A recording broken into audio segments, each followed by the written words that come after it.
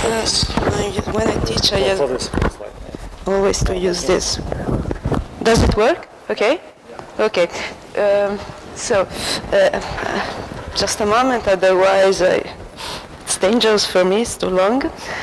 Okay, first of all, I would like to thank the organizers for the kind invitation and for the warm hospitality. It's a real pleasure and an honor for me to give a talk in this conference dedicated to such an outstanding mathematician. His book on functional analysis is really a basic reference for all mathematical students all over the world. Well, in this talk I'm going to present the general theory and some recent results on the construction of so-called, say, generalized Feynman-Kac formulae, which are integral representation for a class of for the solution of a class of partial differential equations which do not satisfy maximum principle, including Schrödinger equation. In particular, I would like to show you how the techniques that are traditionally used and applied in the mathematical definition of Feynman path integrals have a wider scope and can be used to construct the representation for the solution of a wider class of partial differential equation. Okay. Well, our starting point is the traditional, very famous Feynman-Kac formula introduced by Mark Katz at the end of the 40s after he attended a lecture by Richard Feynman at Cornell University. Feynman-Kac formula is a very suggestive, in my opinion, representation for the solution of the heat equation with zinc in terms of an integral, infinite dimensional, on the space of continuous path with respect to the Wiener probability measure on it. And it is not only a nice mathematical result, but an important tool in the study of its equation. Indeed, several properties of the equation, as well as of its solution, that are quite difficult to prove by using just let's say, analytical techniques, becomes much more simple when you have in your hand this tool. And according to the words of Mark Katz himself, well, he is more widely known for being the K in the FK format than for anything else he has done in his scientific career.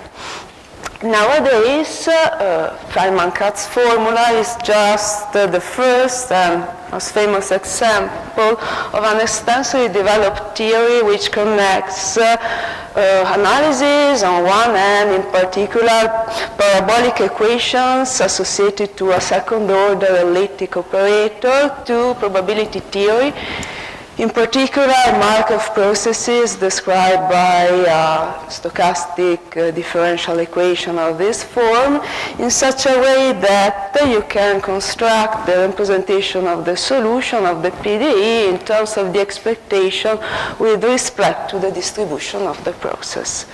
But this largely developed theory, very nice, cannot apply if you consider PDEs that do not have this particular form.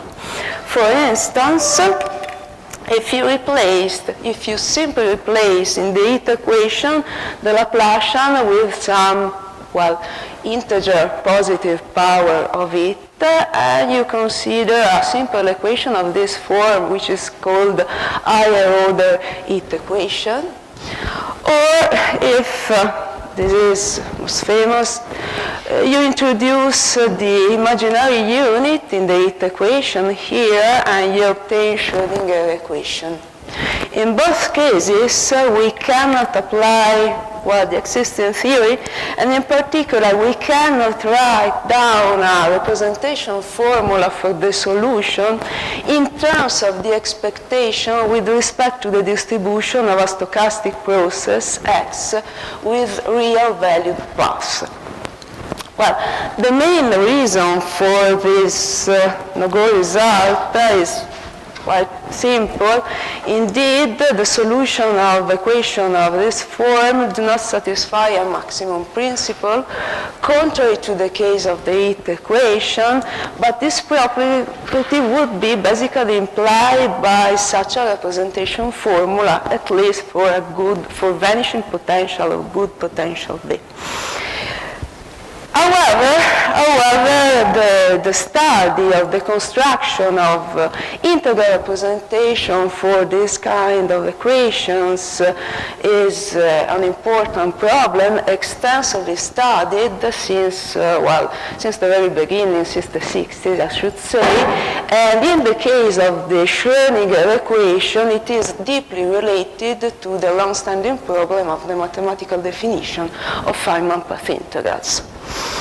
Well, in order to see how to attack the problem, we can look at one of the several possible proofs of the traditional Feynman-Kac formula and see what works in the case of the heat equation, which cannot work for Schrödinger or higher order equation.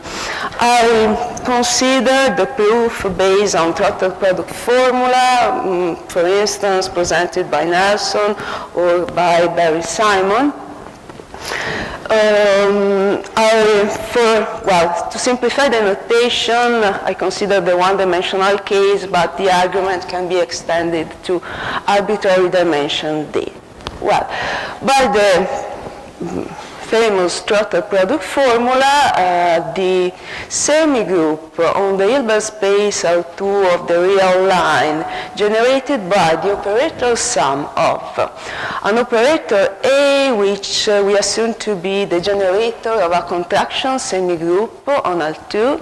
So at this stage, A can be either the Laplacian, and we will obtain the heat semigroup, or some higher power of the Laplacian with a suitable coefficient, and we get higher order type equation, or the Laplacian times the imaginary unit, and we get the Schrödinger equation.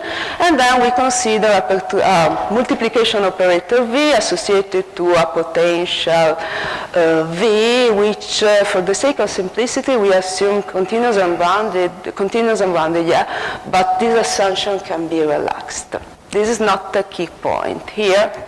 Now, by total product formula, the action of the perturbed semigroup over an initial vector U0 can be given by almost everywhere x in R as the limit of a sequence of this form where the free semigroup and the semigroup generated by the multiplication operator act independently. Now, if you use the fact that the free semigroup is described by a kernel G, and we insert this particular representation using the fundamental solution in this sequence here, we obtain that the solution of the perturbed equation with the potential can be expressed as the limit of a sequence of finite dimensional integrals of this form, just by using this representation. And now the key point comes, because now we can try to look at this expression as the cylindrical approximation of an infinite dimensional integral over the space of real valued paths with respect to the distribution of a Markov process which has G as probability transition density. And by taking the limit, we obtain what we wanted to obtain, this Feynman-Kac type formula. But this last step is allowed provided this process X exists. Well, in other words, provided that we are able to construct on the space of real valued path a measure mu whose value on the cylinder sets is given by this expression, this formula, where G is again, the fundamental solution of the unperturbed equation. Now, in the traditional case, the equation G is well known. is the well-known Gaussian probability density, Kolmogorov existence theorem for the projective limit of a consistent family of probability measures gives us the existence of such a measure mu. But when we consider Schrödinger equation or the higher order type equations, something changes abruptly. In particular, G is no longer real and positive and can no longer be recognized as the density of a probability measure. In particular, well, in the case of the free Schrödinger equation, it is well known, it has this form, it is a complex function which has an oscillatory behavior. In the case of high-order type equation, G can be still computed in terms of this Fourier integral, and it is rather easy to study its properties. One can see that it is a smooth function. It is a 1, but it is real but not positive. Indeed, by an application of the saddle point method to the study of this integral, you can see that this function, where the difference between x minus y goes to infinity, has an infinite number of oscillators. So it changes signs an infinite number of times. And in this formula, it has to be regarded as the density of a sign measure. When we consider Schrödinger kernel, we construct here complex measure.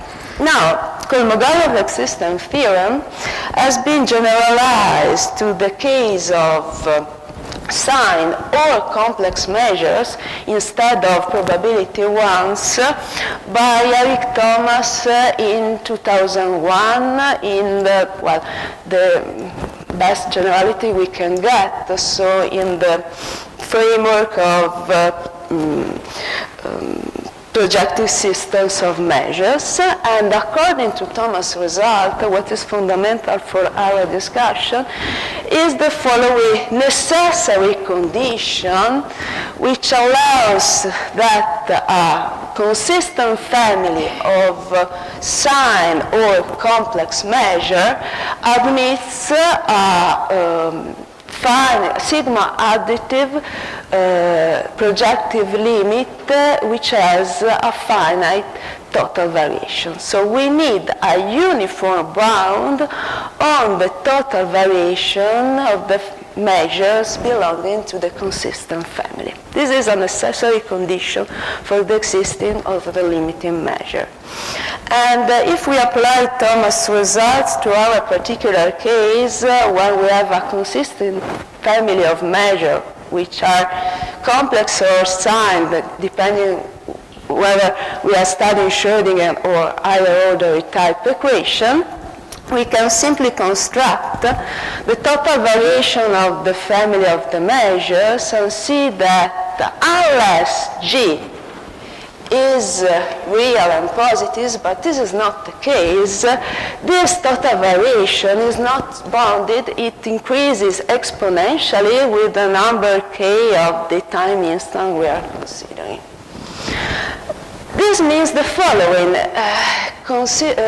If we consider Schrödinger or higher order type equation, we cannot construct a process which plays exactly the same role that the Wiener process plays for the heat equation.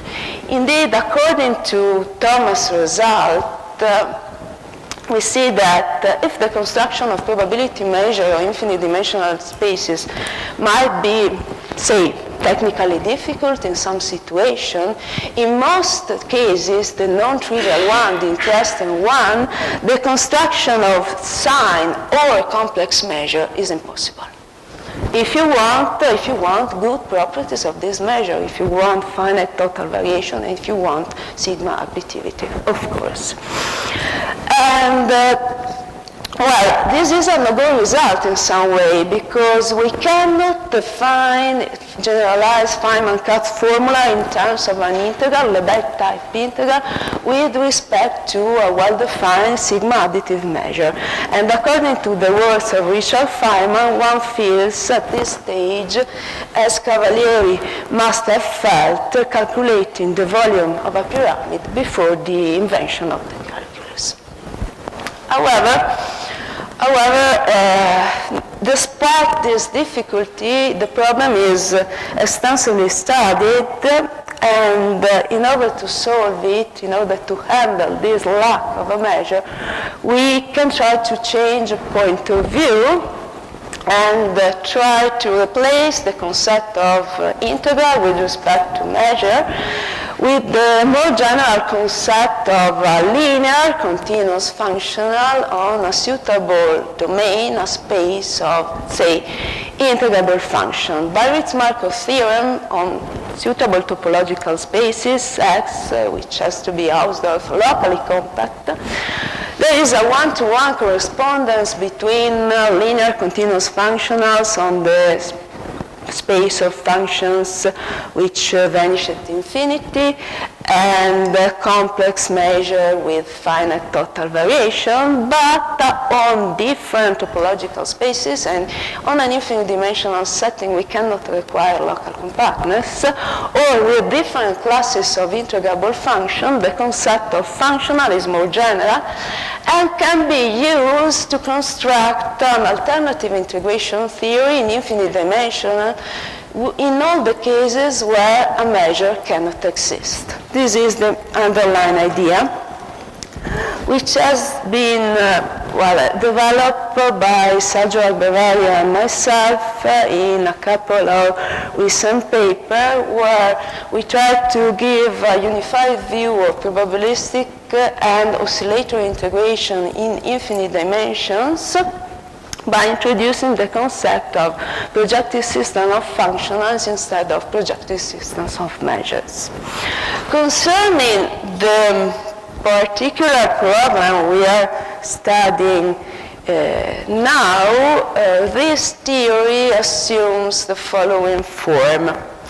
Well, we are given this consistent family of measure constructed in terms of the fundamental solution of the Ampère-Talp equation, and in order to build a Feynman-Kac type formula for the solution, we want to construct a linear functional L on a suitable domain which has this property. We ask the domain to contain cylinder functions, that is, functions which depends just on the values that the path gamma attains at a finite number of time. And we require that the action of the functional L on functions of this form here, which are finite base, must be exactly given by a finite dimensional integral with respect to one of the measures belonging to the consistent family. Now, if this consistent family of measures doesn't have a projective limit, as in the case we have seen, this function we know that cannot be of the form integral with respect to a measure, but it can still be defined, and this is the case of the example I'm going to show you in a while. Well, nowadays, you can find in the mathematical literature several implementations of this program, that is, several different possible construction of generalized Feynman-Kac formula either for the Schrödinger equation or for the higher order E-type equation. I would like to point out that this list is far from being complete. I have just written here a few approaches, but there are more, and Professor Smogliano and his school can surely give some contribution and can surely add something here. and I will be glad to discuss with them.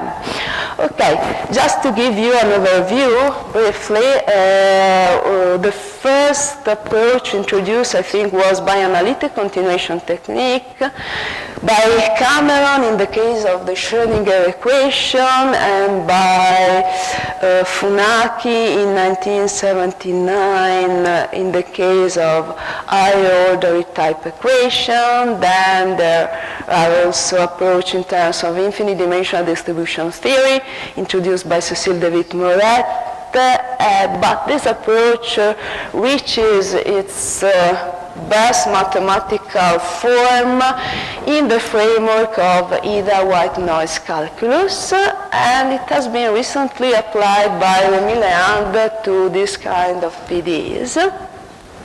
Then there is a sequential approach extensively developed by the Japanese school, which is, I think, closer to Feynman's original approach. And today I will discuss in some detail the Fourier approach, the Fourier transform approach, which has its roots in a couple of papers by Ito in the 60s, and was further developed by Alberio and our Krohn in the 70s, and applied to the mathematical definition of Feynman integral, as well as to the study of their asymptotic behavior, semi-classical asymptotic behavior when the Planck constant h bar goes to 0. Let me say that this line of research is still active, especially for what concerns the right-hand side of these slides. Indeed, recently several papers appeared on probabilistic in a larger sense representation for the solution of this class of equation. For instance, Professor Kumano-Go, by means of its technique, Stefano Bonacorsi and myself by means of stochastic processes on the complex plane, and even Terry Lyons in 2009 conjectured that the rough path theory could give some hints in the solution of the problem.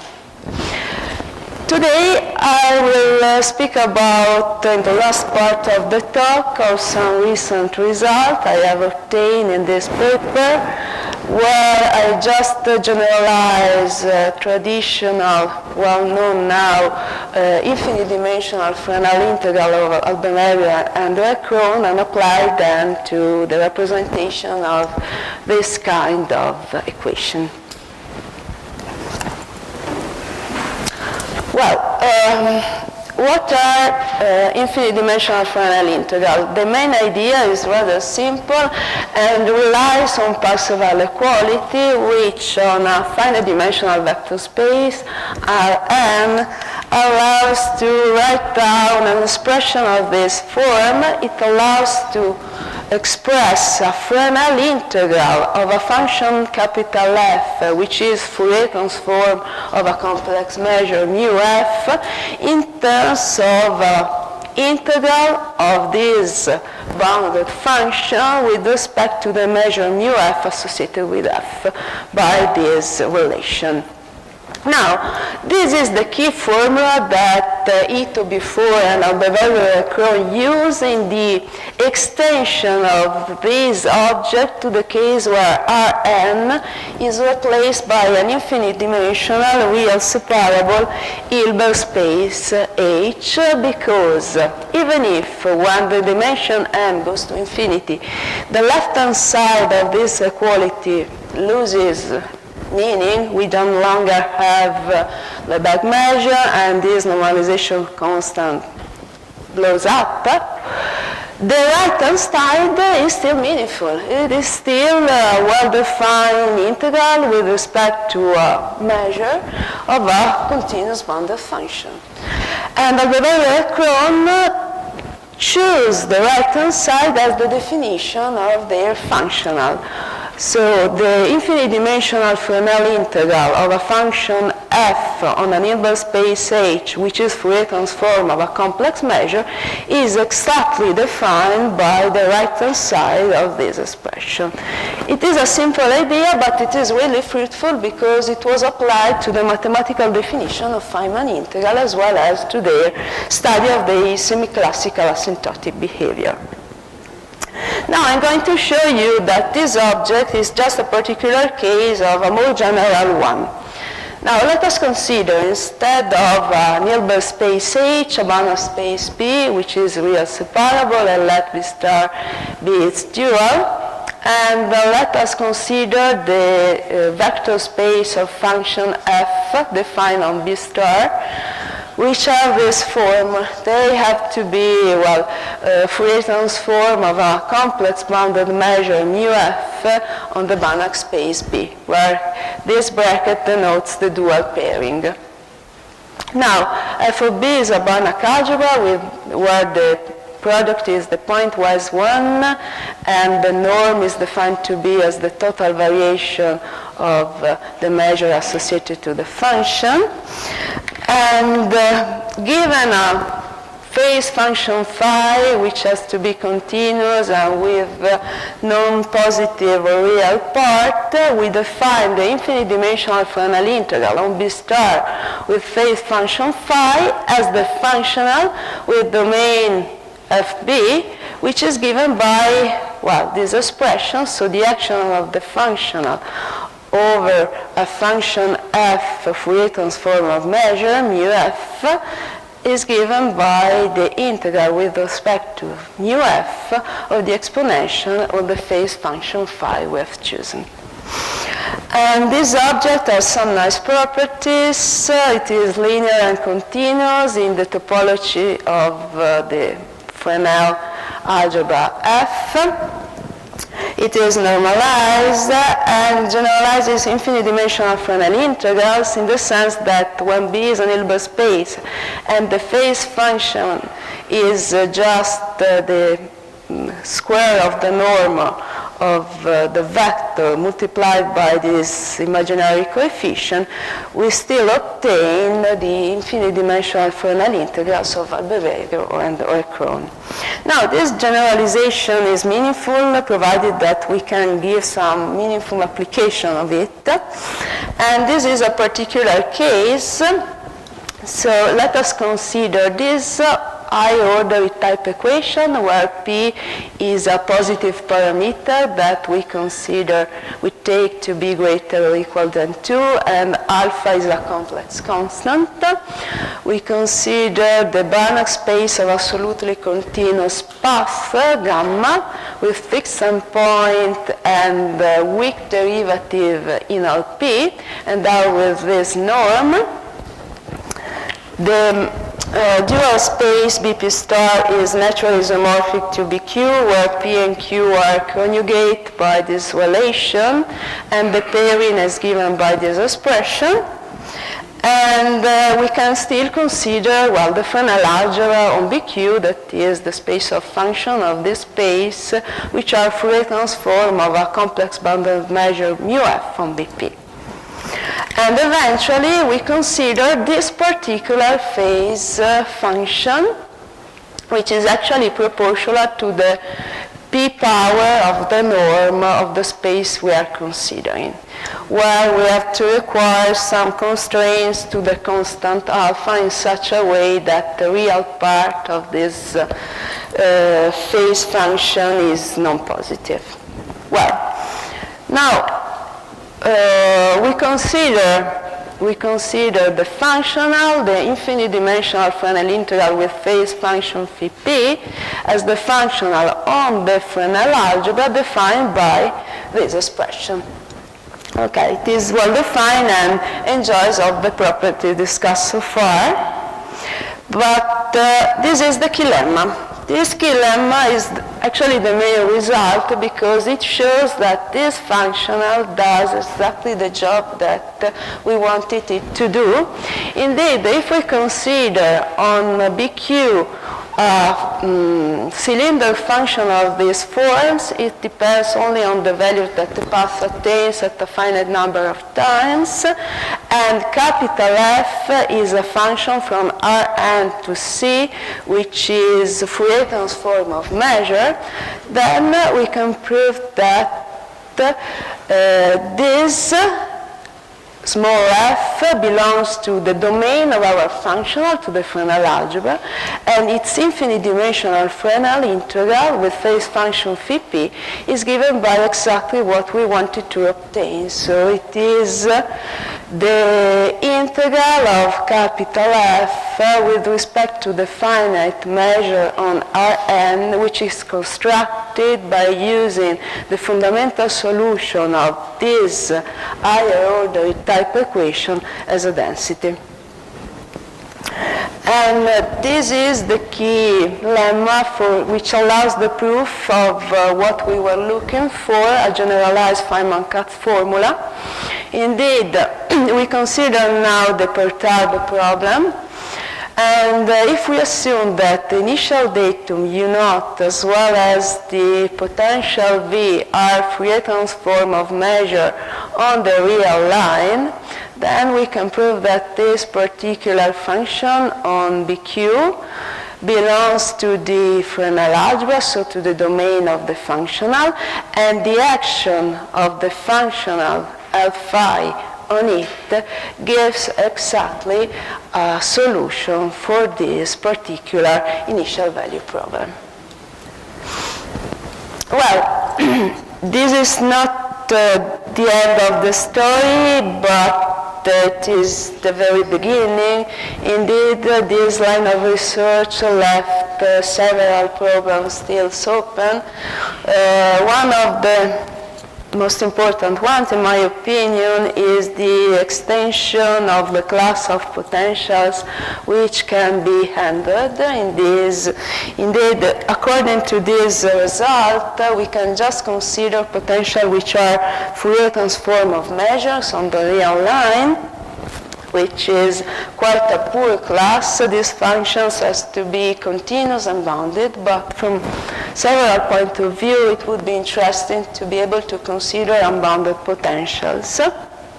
Well, some partial results in this direction have been obtained by Sergei Vasilyevich and myself in 2005 concerning Schrödinger equation, but the problem of higher order type equation is still completely open as far as I know.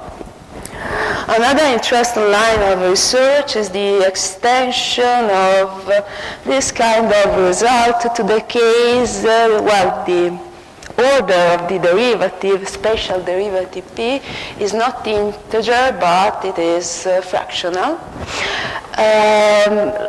Recently, in collaboration with Stefano Bonacorsi and Mirko Dovidio, I propose a probabilistic representation for the solution of this class of equation for any real positive order p, but those techniques are not easy to generalize to the case where we add a perturbation potential. This is very difficult, so this is still an open problem.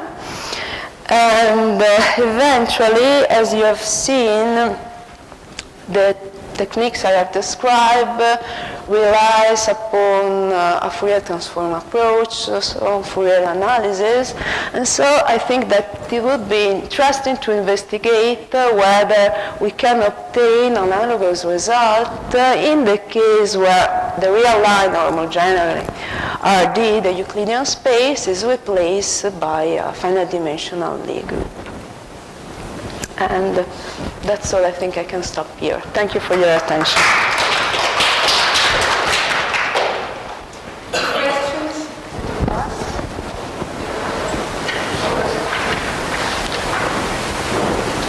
Not, thank you very much. We'll come again. And we have a final minute